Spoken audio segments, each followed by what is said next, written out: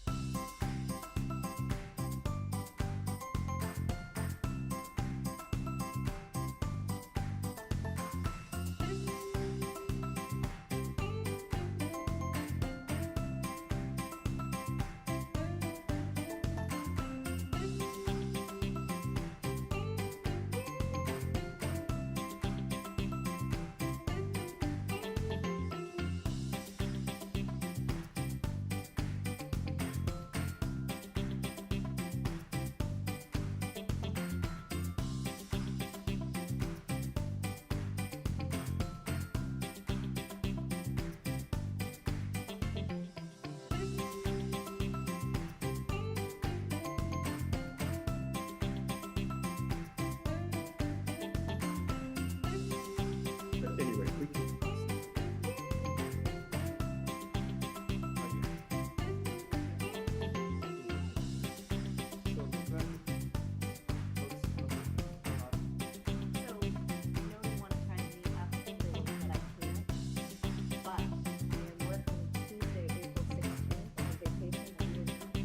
Yeah.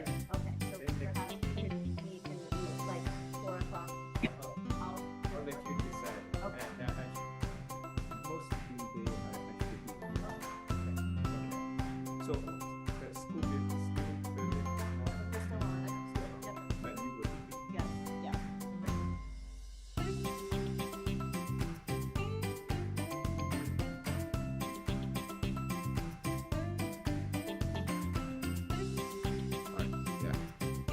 All right, good evening, everybody. Welcome to the September 9th meeting of the school committee. We have several members Recording in joining us progress. remotely this evening, given the time, and I know some members are, April 9th, did I say April 9th? want to make sure we're. Ap- See it in the closed caption. April 9th. Thank you, Rajiv. April, September, you know. April 9th, meeting of the school committee. We have several members joining us remotely. We do have several members who are going to be attending another event tonight, so we're going to put a hard stop on this meeting at 6:45. so that we can accommodate those folks. We will start with public comment for this evening. And Lisa's not here. No, Is there there- was none. Oh, okay. Chris, there was none. There was none on, none remote, Lisa? Correct, no remote. All right, so we have no remote public commenters. It looks like we have two commenters in the room tonight. Our public comment period is the opportunity for us to hear directly from members of the community. You'll have 3 minutes to make your public comment. I will give you a 30-second warning when you're at 2.5 minutes.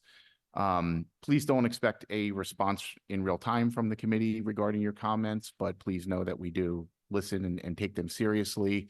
And you can always reach out to us via email or by phone, and all that contact information is listed on our website. So with that, our first commenter this evening is Martha Lipson, and our second is Jo Louise Allen. And I will just warn you that if you do go over 3 minutes, you are going to be subjected to listening to the Philadelphia Eagles fight song. So that's it's my phone, not my daughter's. All right. With that, Martha, please go ahead. Good evening. So Martha Lipson from Newton, Mass. Well, I'm here tonight, 2 months after the strike, because my sister-in-law heard a parent bragging about his plan to sue Newton teachers while riding a ski lift in Stowe, Vermont 2 weekends ago. I've listened to many public comments over the years, and I find it's an interesting process. Years of beautifully spoken and impassioned speeches. I'm never sure if anyone is listening and what, if anything, is the impact or the outcome. So thank you for addressing that. The recent MTA labor union strike was a tremendous learning experience in many ways. There were many teachable moments about the history of labor unions and about human behavior as well. I was struck by the harshness of the rhetoric from Mayor Fuller, the lack of transparency, the spinning of the perfectly peaceful gathering at City Hall, where I was present, and then the most harmful, the seemingly intentional pitting of members of our community against one another with flaming of the fires and an absence of leadership when real harm was being done by those words and those behaviors. But there is something even more troubling to me. At the beginning of this year, the 40-year tenure of the beloved Understanding Our Differences was canceled in spite of countless hours of testimony that it was one of the most invaluable programs with life-lasting impact. And then the strike. The contentious 16-month-long morass appeared disproportionately focused on the services for students with special needs, grossly minimizing the value of the Unit C staff members, and neglecting the gravity of the mental health and well-being of all students by denying the presence of a social worker in every school. To borrow a word from Mayor Fuller, I found this deeply disturbing. Is there a theme here? Emily Prenner, in 2014, I attended emotional well-being meetings at your home to see how to better support parents at Newton South High School whose children were struggling.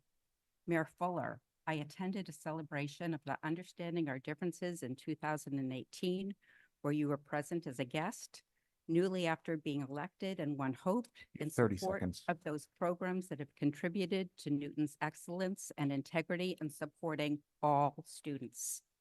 And Mr. Levy, I was an employee at Beth Israel Deaconess Medical Center during your tenure, and I continue to provide health care to all.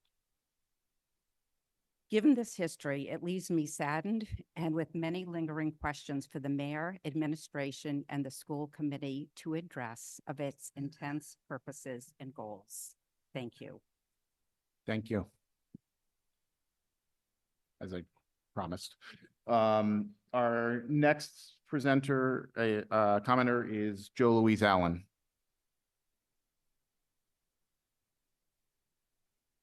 Good evening. I'm Jo Louise Allen and I live in Newton Upper Falls. And I want to talk about something that I find sad and serious. And first, what could be sadder than opening day, beautiful day at Fenway Park, and our Red Sox lost 7-1 to Baltimore? Hope that is just not an auspicious beginning of a horrible season. Okay. The serious problem is in Newton, the Commonwealth of Massachusetts, our United States of America, and globally about anti-Semitism, racism, Islamophobia, hate trans, LGBTQ. I want to speak tonight about a summit that I was on today, and I actually want to thank Anna Nolan, Kathy Lopez, and Renee McCall, who were on the summit. There were 200 people on the summit, called the National Strategy to Counter Anti-Semitism in Kindergarten through 12 Schools. There's so much I could say, but I'm just going to say that we need to be honest. We need to call racism, anti-Semitism, anti-gay, all those things. We need to call it for what it is. So I mentioned this in March, so I'll just be very brief today. There have been incidents in Newton South High School, and I have 2 examples. One took place in January of 2022, and the other took place in November of 2023. And in November of 2022, the statement to parents, which I have made copies for all of you, so I'm just going to be very brief. There were swastikas found, and it was quoted, "This symbol of hate is extremely upsetting. We have contacted the Newton Police Department. It angers me to have to communicate this news." This is the principal of Newton South High School. In November of 2023, the same administrator of Newton South High School wrote the following. At the end of today, we found swastikas and the N-word, which I can't say, but you know what it is. 4 more instances, she calls them, of graffiti found in the school this week. Particularly upsetting that this graffiti included a swastika and the N-word written on a whiteboard. This time, the administrator does not call these incidences of hate, and she You have does not, 30 seconds. she does not call the Newton Police Department in to investigate. She apologizes for the graffiti, and she says we are going to be bringing in our 9th graders over the next 4 weeks to reinforce our core values and civic expectations. You know, I only have 15 seconds left, but this is what I want to point out. This is anti-racism, this is racism, and all the other kinds. And when you find an N-word or a swastika in a school building, is not a matter of graffiti. And I think that what was discussed today at the summit on National Strategy to Counter Anti-Semitism is to make awareness. And Thank you. yay to Philadelphia Eagles. And so we need to call it what it is and not call this graffiti. Thank you. Thank you. That will close our public comment period for tonight, and we'll move on to the superintendent's report.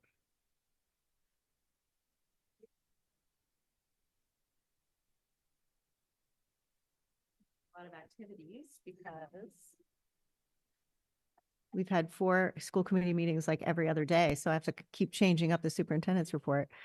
So lots happening. Of course, the eclipse was very exciting yesterday for our students, and I don't know if people saw all of Newton North High School sponsored a whole coming together to solstice to watch the event, and also delivered curriculum to educate students on the natural and cultural moment. I will also say that every single school in some way took time to educate students about what was happening in the natural world, and also to talk about eclipses in history. And it's been just a really fun thing to observe this moment in science and coming together with the universe.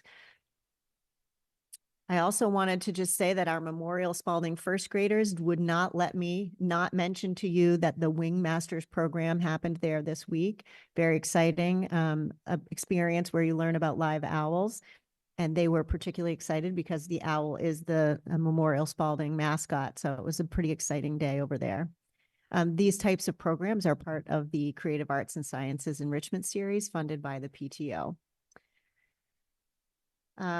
Mr. Haratunian over at Oak Hill would like you to hear about the reservation for 22, which was Ms. Opar, Ms. Simpson, Ms. Lipman's ELA classes had a book tasting experience where students could explore new books in fun, playful ways.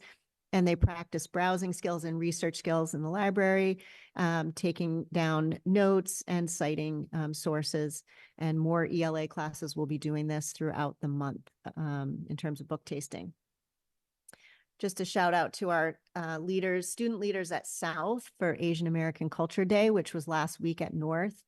A panel of our women leaders, including principals at Underwood, Burr, and South, and our district leader, Casey No Miller, all participated and spoke about leading as Asian women to a full house of students. The panel was then followed by a student panel sharing their experiences as Asian students in Newton.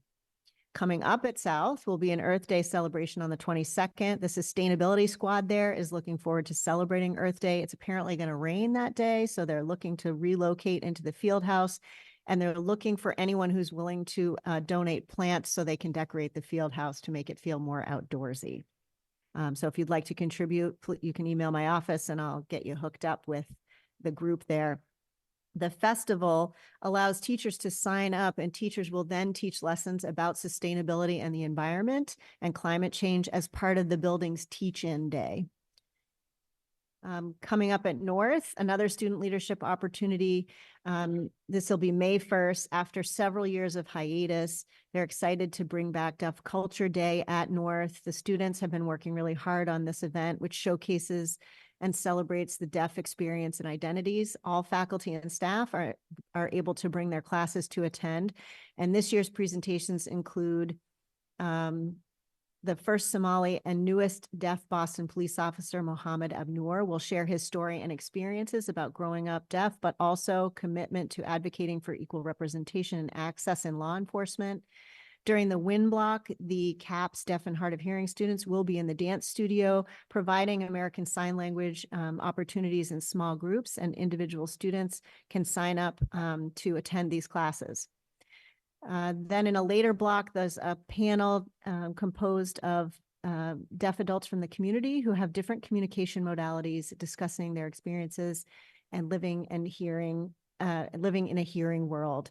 And there's advice to students about which lunches they need to take if they want to see any portion of that. And then finally, just as all of our student cultural leadership days end with a student panel from our, particularly led by our CAPS student leaders, who will just dispel myths and conceptions that they have often had to encounter in their daily lives. So the cultural days happen very fast and frequently in the months of April, May, and June as the students conclude the year.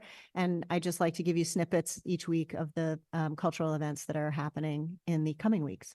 Thank you. Thank you. Any questions or comments for Dr. Nolan from the members? Okay. We'll move on to our consent agenda. We have 2 items this evening. The meeting minutes from our April 4th regular meeting and a memo that you have from Dr. Nolan about transferring balances from dormant old scholarship funds to which in the amount of about $7,000. Is there a motion to approve our consent agenda? Or first, is there anything any member would like to remove from the consent agenda? Okay, seeing none, is there a motion to approve the consent agenda? I move that we approve the consent agenda. All right, moved by Rajiv. Is there a second? I'll second the motion. Seconded by Tamika. And any further discussion? We'll conduct a roll call vote for that. Ward 1, Yes. Ward 2 is yes. Ward 3, Yes. Ward 4, Yes. Ward 5, Yes. Ward 6, Yes. Ward 7 is absent. Ward 8, Yes. and Mayor Fuller. Yes. Okay, that is approved. 8-0 with 1 absent. Okay, moving on to our items for discussion tonight. We have a resolution proposed recognizing understanding our differences. Emily, would you like to introduce that? Sure, definitely will. I am proposing that the school committee adopt a resolution of thanks. Emily, could you get a little closer to your microphone? Thank you. This happens every time I'm on this. Perfect, thank you. It's like only for school committee though. I'll just start again. I am proposing that the school committee adopt if the following resolution for understanding our differences, which is a resolution of thanks for recognition of their dedication to disability awareness programming within Newton and the partnership that we've had with them and the impact that it has had on students for the last 45 years. Ideally, we would, I'm going to read it in a second so it's read into the record. And then I would ask someone to make a motion and second, and then we can have a discussion on it and then hopefully adopt it and move forward. So Chris, is that okay with you? That works for me. And again, if you could just stay close to that microphone because we have Super trouble hearing. close. Yeah, thank you. Perfect. Okay, good. Right next to my face. Excellent. So I'm going to read out the resolution that I would like us to consider adopting. So Understanding Our Differences was founded in 1978 by a group of Newton parents of children with disabilities who are entering a general education setting for the first time.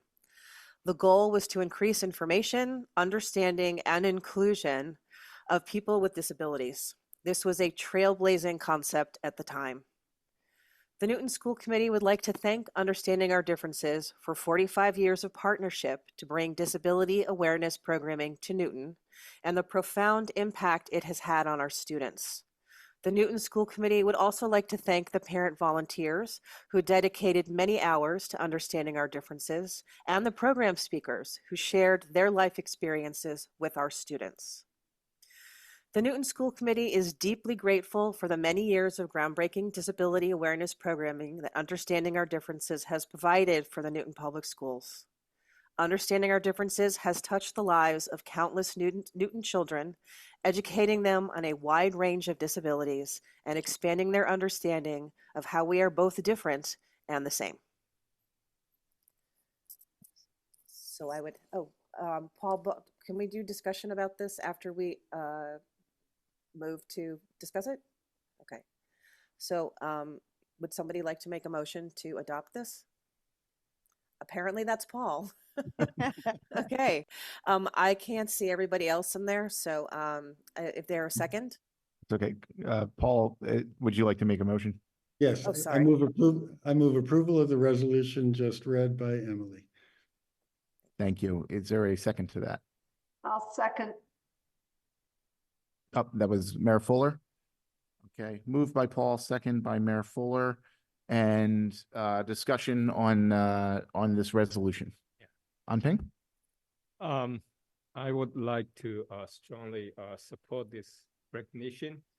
And when I came to this country 30 years ago and graduate student, by chance, I came across this project. I was deeply touched and I decided to do a project. So I told the professor, I said, I want to do this. And I interviewed the parents and studied this. And I was really left very strong, lasting impact on my understanding of the American education at that time. So this is a wonderful program, and I was involved when my daughter was in the elementary school. I served as the volunteer, and once again, I listened to the speakers, speeches, and I once again educated about this. So I think this is a great idea to acknowledge at this moment when there's some difficulty in terms of for funding. So I thought, Emily, you come up with this wonderful proposal, so I'll support it strongly. Good. Thank you, An Ping. Other comments? Tamika. Thanks, Chris.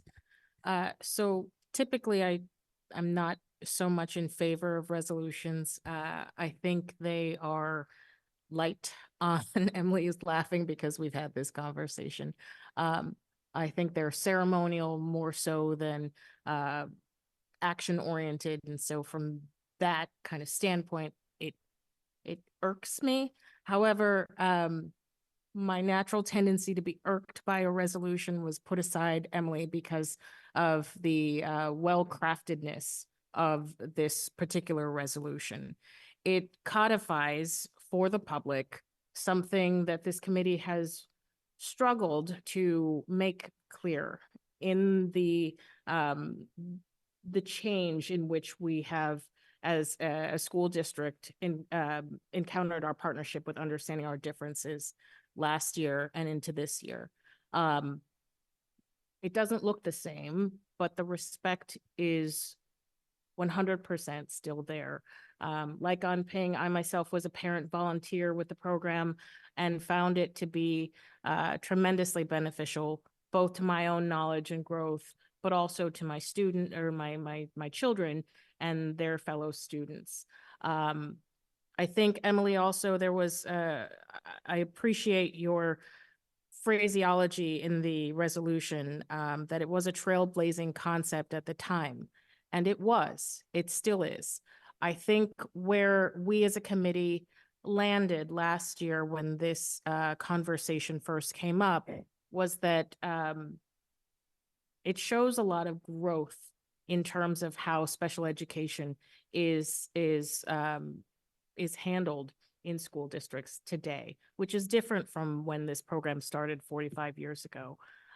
So I think it's a good resolution. It's very much in keeping with how I personally feel about this wonderful program.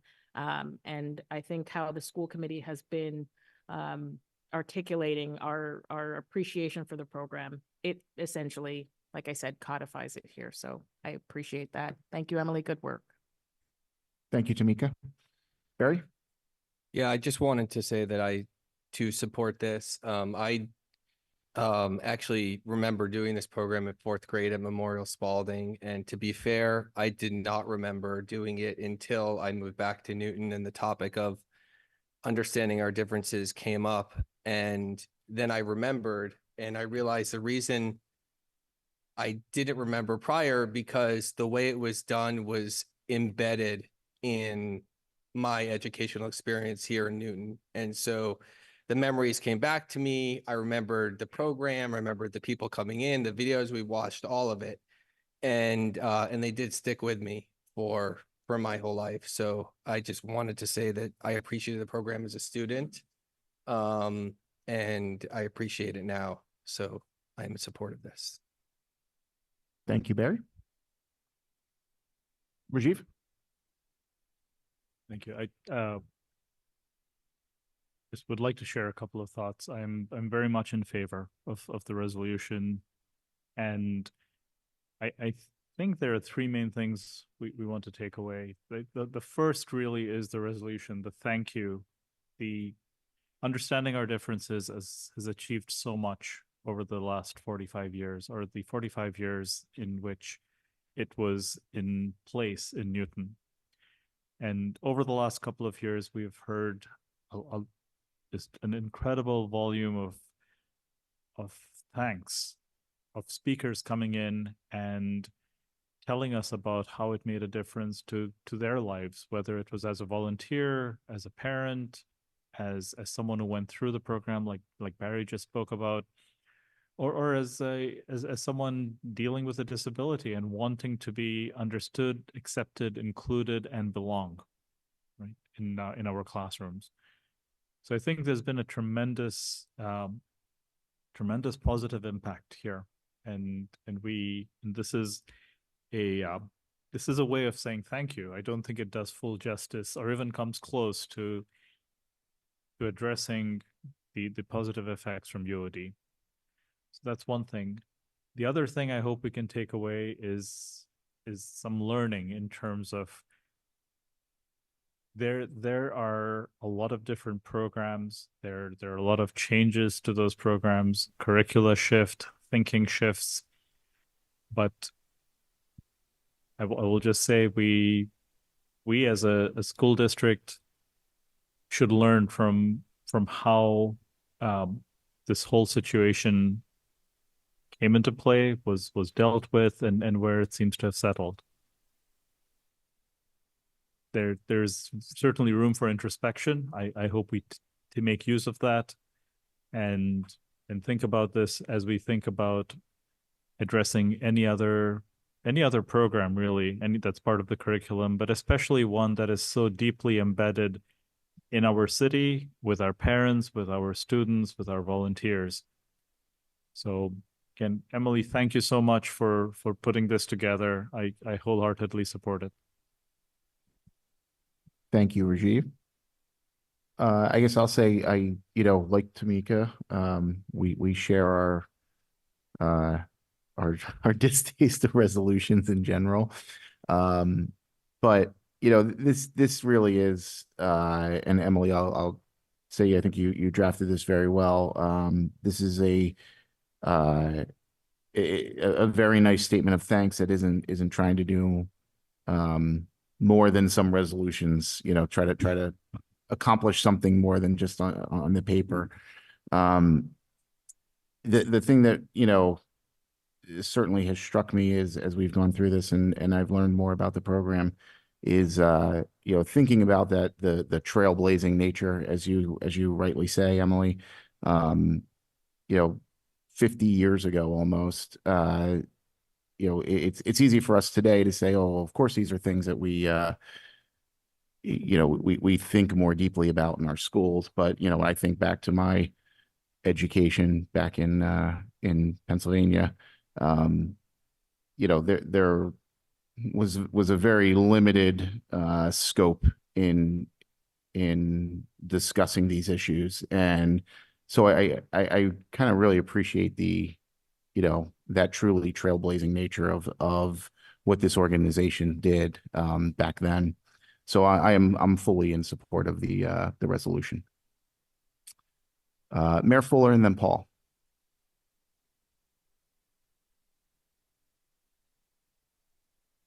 There we go. Want to add my voice to the gratitude to UOD, the founders, the volunteers, the speakers, the parents, and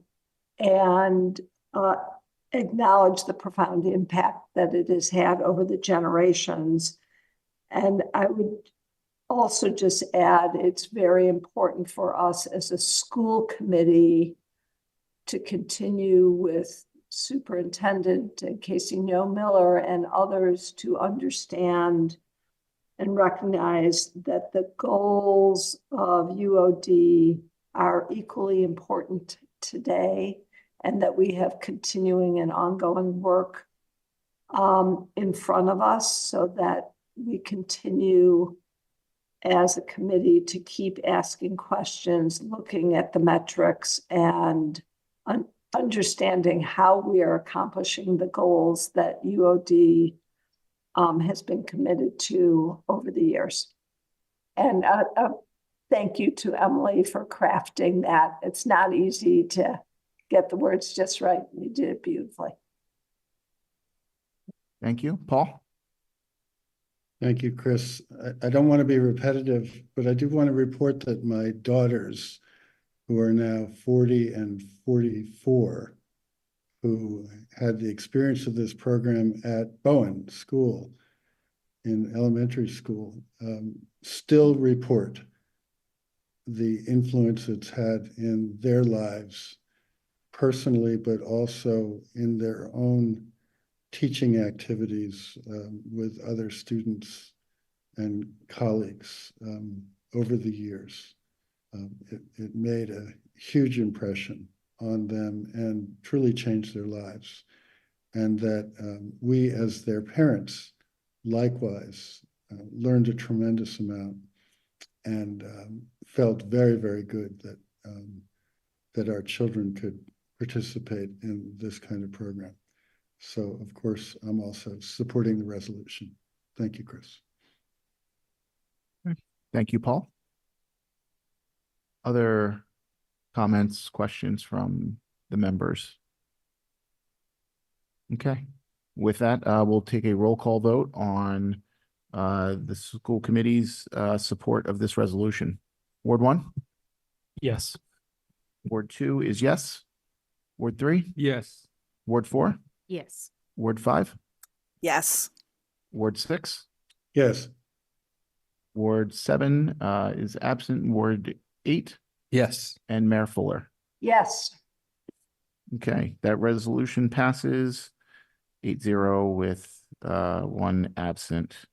And thank you very much to Emily for putting that together. And you know, more important, you know, thank you to all the folks at Understanding Our Differences. Okay, our next item is a vote on the last day of the school year. Dr. Nolan? So I think the memo before you is pretty straightforward. Luckily, there were no days of inclement weather this year. However, there were the 11 days of the strike period. The additional days will be made up at the end of the school year. This calendar memorializes that arrangement now that we hope, past the time of stormy weather. So I ask for, yeah, I know, knock on wood. So I ask for your support of this calendar. It also delineates the difference between end times for all schools and then the end time for the Franklin Elementary School. They had one additional closed day this year due to a staff member emergency. Okay, thank you. Questions, comments, Paul? Oh, you're on mute.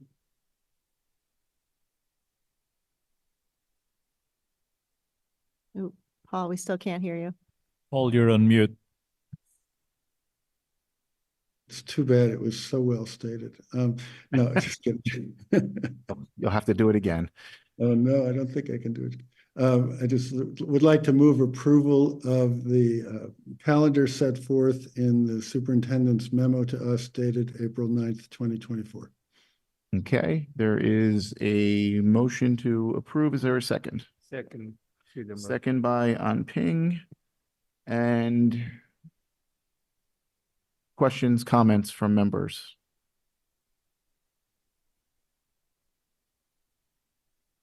Okay, seeing none, we will take a vote on that motion. Ward 1? Yes. Ward 2 is yes. Ward 3? Yes. Ward 4? Yes. Ward 5? Yes. Ward 6? Yes. Ward 7 is absent. Ward 8? Yes. And Mayor Fuller. Yes. Okay, that is approved. So last day of school for students is the 26th and 27th, correct? Correct. I said that right, yeah. Yeah. Make sure I didn't say that wrong. All right, perfect. Next item on the agenda is our bullying prevention and intervention policy, JICFB. So this is, I believe, your second look at this. Is that right? No, first look. Okay, just kidding. It's our 99th look at it. So I'll turn it over to Jill, but I do believe this is an update to the policy that complies with state recommendations, and we are bound by those regulations to refresh and look at this and our procedures every so often. So Jill? Yeah, correct. I think the memo is pretty short and Mhm. straightforward. By statutory and regulatory law, every district, in addition to having a plan and policy with certain elements, is required to review it and, if appropriate, make changes every 2 years. We have a separate policy from a pretty in-depth plan. Policy, like all policies, go before the school committee. There's some recommended changes in it that are not all that substantive. They're more just to align with other laws that have changed or other policies that have changed, and maybe just tweak some wording. With simultaneously, a handful of administrators we are working on changes to the plan itself, largely around procedures in terms of forms, cleaning up some language and making sure that the learning resources or curriculum that are used as part of the anti-bullying prevention and intervention lessons in SEL learning are accurate. So that's an ongoing process that will be available shortly for review. But again, it's more of cleaning up the language. There's not a change to the law. There's not any real change to procedure, just cleaning up some outdated forms, more things on the ground in terms of notifications and those types of things with feedback from some of our school leaders at different levels. Okay. Thank you, Jill. Any questions?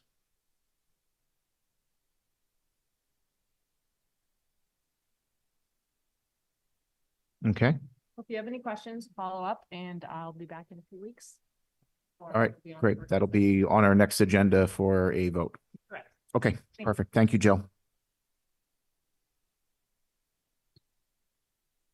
Okay, our final item on the agenda tonight is the superintendent evaluation process. And I believe Dr. Nolan wanted to go through the DESE recommended program there, or I guess mandated program more than recommended, Right. as many things are with DESE. Correct. So all of you were sent by our recording secretary the 5-step cycle process of evaluation for superintendents. I printed out for you just the visual, just so you could take a look at it, of the 5-step process and how it mushes together with goals and standards for the multi-part rating system that is the comprehensive evaluation that you need to do of your superintendent. I just wanted to answer any questions that you may have about that process. Here's how it's been structured on the docket. May 6th, I will present to you information about goals. May 20th, I will present to you an update on all of the district goals. June 10th and 24th, you will deliberate and discuss publicly what your evaluation is after considering my self-assessment, my goal update, and my district goal update. I gave you a formative update in December, so it will move forward from December. And then you will create a summative evaluation in the manner that the Newton School Committee has done before, which my understanding is you each complete your own set of evaluations and recommendations, and then the chair and vice chair work together to aggregate that information into a final evaluation. All of these things are done publicly. So there is no other sessions here, and you should vote by the 24th so we can submit by June 30th, the ratings of the superintendent along with all of the other educator evaluation ratings across the school system. So that is a high level overview of the process. And I just always keep this handy dandy chart here to understand, what's due and when. So I'm happy to answer any questions if there's anything you'd like to add. No, thank you. So this is a new process, I know, for a bunch of us, both the new members and even the members who were elected last term, given Dr. Fleischman had already announced his departure from the district, and we had an interim superintendent last year. So it's a little new to all of us. I remember from previous years how the kind of process ran, and I think we're Emily and I discussed this. We're thinking, proceeding along the same lines of collecting the individual evaluations from each member and then aggregating them for our submission to DESE. Everyone's individual evaluations are part of the public record, though, and I think as well, to the extent we feel it's beneficial to veer outside of the strict DESE guidelines, then, we have every right to do so and certainly have that interaction with Dr. Nolan. It's also been a little bit of a strange year, both given your first year as a superintendent here, and we're going through a goals defining process that looks a little differently, which I think I certainly appreciate. I know many of us do, in terms of quantifying some things that are new to the district. So from that perspective, there will be, I expect this to be probably a almost more robust process as it kind of rolls forward through the years. With that, is there questions from the members, comments from the members? Paul, I see your hand up. Yeah, thanks, Chris.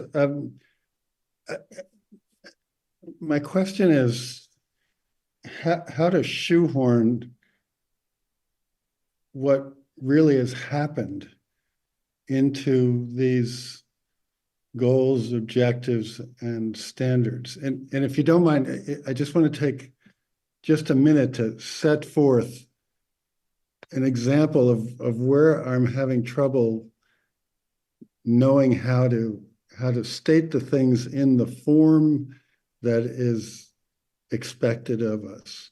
So Dr. Nolan comes in, she carries out her entry plan as we expected she would. There were a number of important conclusions in that plan and findings that she made. So for example, there was the finding about too high a student-teacher ratio in the STEM classes in the high schools. She made some findings with regard to the importance of enhanced mental health in the elementary schools. And then if you play things forward over the coming months, there were some really important negotiations between her and with you, Chris, and the mayor and those folks that ultimately led to the stabilization fund. And then there was her insistence, based on the findings of her entry plan, that certain things should be funded out of that money rather than, for example, allocated to what might have been part of the contract COLA determination that she felt were of educational importance. And that each of those steps that she took led to a conclusion with regard to, for this example, a change in the student-teacher ratios in the STEM classes and the number of and type of mental health professionals in the elementary schools. So all that happened, and I would argue she was a key player in making that happen. What I don't understand in this formulation, and maybe Dr. Nolan, you can, although this is about you and we need your advice, how does that fit into objectives and standards in this kind of formalistic approach that's given to us by DESE? Where do we put that? Is that in comments, or is that in ratings, or where is it? Because you made it happen. So you can put it anywhere you want to put it is the answer. You can make a narrative, you can, couch it under goals if it's appropriate, but you also selected areas from the superintendent rubric that you asked me to prioritize. So in the district goals, the second page or the fourth page rather says that under instructional leadership, you wanted to hear about how I met the diverse needs of, or how I worked within the district to show that we were meeting the diverse needs of students. So in the example that you gave, Paul, that could be one indicator of working to do that. Under data-informed decision-making, you asked to review how I was using data to inform decision-making and what plans and goals I made as a result of that data. So that could be another place that you might couch something like that. Under standard 2, you asked under management and operations, you want me to submit evidence of the management of the environment. So plans, procedures, routines, operational systems, social and emotional well-being, and student health and safety. So that gives you another place that you could potentially comment on the things that you talked about. And then you asked to review human resources management and development indicator, how recruitment and hiring strategies occurred, and induction, professional development, and career growth. So there are different there are different ways to do that under family and community engagement. You wanted to see how I engaged families and community stakeholders, and you wanted to determine and for me to provide evidence of being a culturally proficient communicator. And then finally, under professional culture, you wanted me to submit evidence of a commitment to high standards, to the mission and core values, how I ran meetings, and how I developed a shared vision for the district. So under those areas that you chose as out of the total rubric, I think the example that you gave could fit in there, and potentially other areas as well. And I would imagine that would be the most focused way to do it. Thanks. That's really helpful. I think the creative task before us is how to not only tell the story, but make it interesting and coherent so that it doesn't look like 5 or 6 discrete standards or objectives, but that it's part of a whole that led to some significant decisions and results within this first year. So I guess you leave it to us to use our creative writing skills to do that. And recall, there'll be one submission to DESE that will be an aggregation of the feedback of the entire committee, Paul, that Emily and I will put together, and that we'll all vote on and say, yes, that does accurately represent, how we want to evaluate Dr. Nolan for the year. So I guess some of that burden falls to us as well. Thanks, Chris, very much. Thank you. Other questions? Rajiv, yes. Thank you. This is thank you, Dr. Nolan, for bringing up again the list of what we prioritized. The challenge I see when I put together my submission is what Chris alluded to in terms of this being a very unusual year. I think it's extremely challenging to think about what could have been achieved in a more normal year. But I think the 2 challenges, the work to rule and then the strike, and then the third one, which we're trying to work out of now in terms of the aftermath of the strike, for reasons out of your control, made it more difficult for you to hit some of these goals. So the reason I bring that up is I don't know if there's any kind of precedent or approach for working through that. Because I believe that if we look at, as Paul put it, the output, the things that happened, there probably would have been more that happened in a normal year. Mm-hmm. And we need to figure out that calibration between here's what did happen and it was good and there was a lot of it, versus had the environment and circumstances been different, we could have been in a better place, and I'm pretty confident would have been. So if there are any guidelines or examples that get to how do you make that balance, it'd be great to if you could share those with us over email or whatever works. But when I think about filling this out, that's what my major struggle is going to be. Mm-hmm. So if I may, Mr. Chair. Please. So the only comparison that I have is, I was a superintendent before COVID, and then I was a superintendent in COVID. And this was the exact conversation we had during COVID, because we could not work on any of the other district goals while we were doing all that COVID business. And my committee at the time, as one example, decided that there were certain goals that were so worthy, they did not want to let them go. So I'm going to guess that our profile of graduate would be in that situation for us here. And so we've already made plans with dates associated with them for completion in the fall. So you could simply just say, this will be, this particular part of the goal will be moved to next year's fall deliverables. So you can simply track the decision you make to extend that time period for completion. Or you can say, we're not interested in waiting around for this goal. Or you can simply say this was not achievable. So you can name however you would like to label it and then make a decision as a group, whether that means you can't judge a goal or you feel there was enough progress for proficiency, even if it wasn't completed.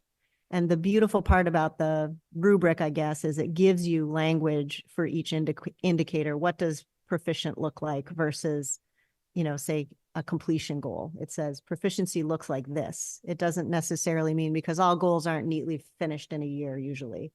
So you do have some latitude, and however you memorialize it with a narrative is really up to you. Thank you. Yep.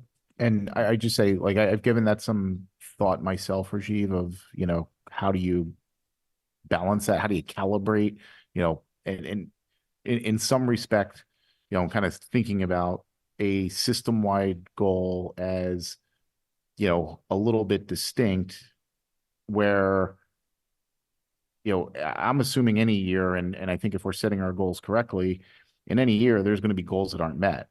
And it's, understanding the reasons for why they're not met, and then how what the superintendent could have done differently, or, to make that happen, or maybe it was not possible for extraneous circumstances. So that's kind of how I'm thinking about it, of, those output things are, in some sense, they're the outputs of the system, and what was the superintendent's goal in achieving those outputs? Recognizing that, at the end of the day, yes, it's on her and it's on us, but sometimes you're playing the cards you're dealt. Other questions, comments? Yes. Oh, sorry, Tamika, I didn't see you. Oh, no worries. So I think I understand where some of the uncertainty and the nervousness it comes from. As I look across the committee, there's only been the mayor, Emily, myself, and Anping who have previously gone through this process and done it. And the first time when I did that, and I think it was only, gosh, Emily, I was it one, or I don't even remember.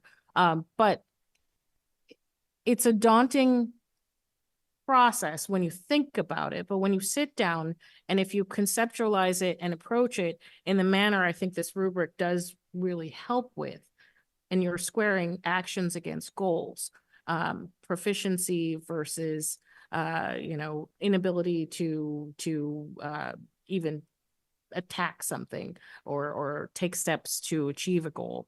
I think when we sit down and you actually look at everything that has happened with Anna Nolan as our superintendent from July 1 to now, and you square that with the realities and the challenges of the circumstances, we can make concrete assessment of goals that were met, goals that were started, goals that are on way in some form, and just evaluate that. And Paul, to your point, you'll embed within the narrative, within your personal assessment, many of your observations. There's certainly places where you can put them. And I think we're also fortunate as a committee that Emily, having been vice chair previously, has done the job of working our individual assessments into that one thing that is the summative assessment that we submit to DESE. So I think we're in good shape. Everyone just take your time. Don't wait till the last minute would be my final piece of advice. Take your time and just be really thoughtful about what you've seen, what you've observed. I'm a person who likes to dig through email and I pull up things like that. So find what process works for you. And there's plenty of information for us to work with. It's been a heck of a good start so far. Thank you, Tamika. Other questions or comments? Okay, so we have May 6th and 20th and June 10th and 24th. And we have until June 30th to submit this. So this is one of those that has to get done by the deadline. But to your point, Tamika, I think we're in good shape. We have plenty of time to think about this and hopefully make it a meaningful exercise. Okay, with that, I believe our agenda is concluded for the evening and we are adjourned. Thank you, everybody.